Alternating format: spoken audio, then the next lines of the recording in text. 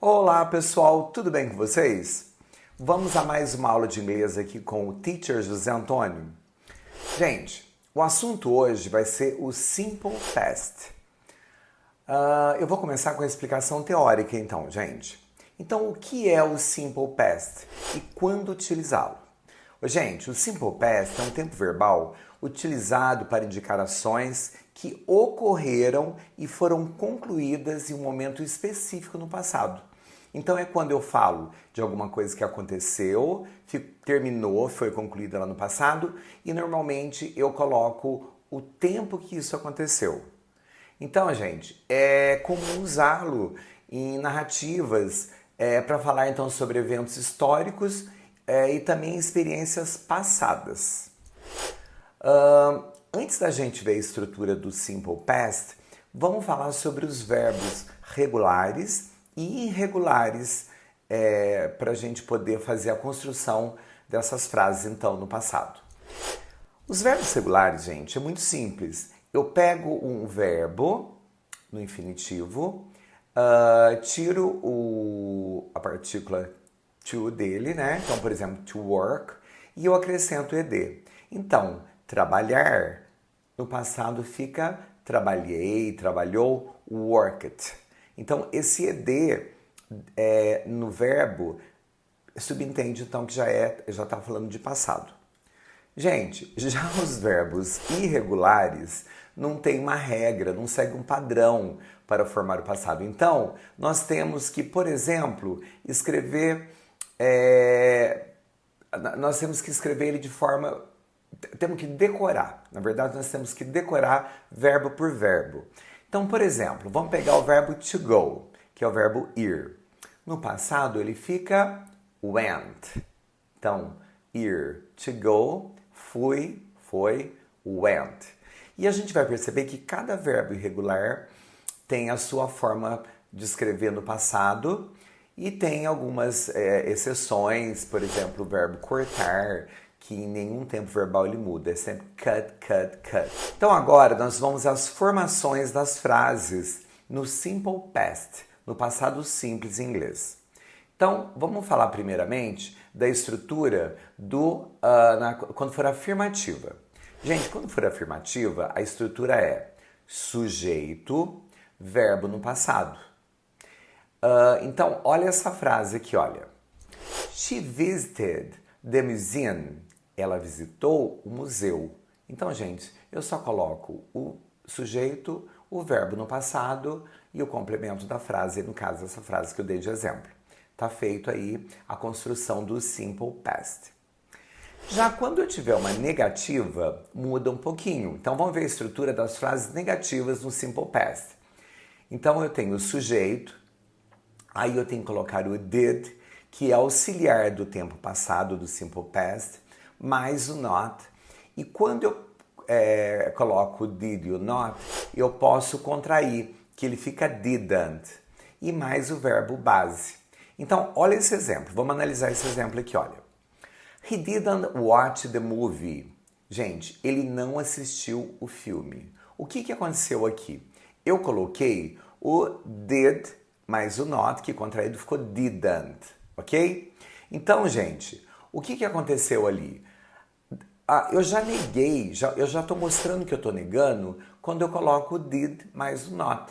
Então, o verbo que vem a seguir, ele fica na forma normal dele, na forma do presente, porque já foi sinalizado na frase que ele foi negado quando eu coloquei o did mais o not, ok? Em inglês eu não posso ter duas negativas na mesma frase, como em português. Vamos ver agora então a forma interrogativa. Essa estrutura, gente, acompanhando o padrão da língua inglesa, tudo que eu vou fazer pergunta, em qualquer tempo verbal que eu vou fazer pergunta, que eu vou interrogar, eu tenho que sinalizar no início da frase que se trata de uma pergunta e no final eu não posso esquecer da interrogação, né? Então, como o verbo auxiliar do Simple Past é o did, então eu vou colocar o did no início da frase, mais o sujeito, mais o verbo base. Porque, gente, se eu coloco o did no início da frase, eu já estou sinalizando que é uma pergunta, então o meu verbo também não muda, ok? Então eu coloco ele na forma presente, porque já foi colocado. Tem duas marcações nessa estrutura que mostra que é uma pergunta. O auxiliar no início da frase e depois o ponto de interrogação no final. Então vamos ver esse exemplo aqui, olha. Did you finish your homework? Você terminou sua lição de casa? Então, tá vendo, gente? No início aqui eu coloquei o did para sinalizar com a pergunta. Coloquei a pessoa, o verbo no tempo presente, porque já foi sinalizado que é pergunta e é passado, ok? Porque o did sinaliza passado, ok? Então vamos lá. Gente, o verbo to be, no passado, ele vira duas palavrinhas, was e were. No presente, ser, estar, né? Então, e quando eu quero falar, então, no passado, é was e were.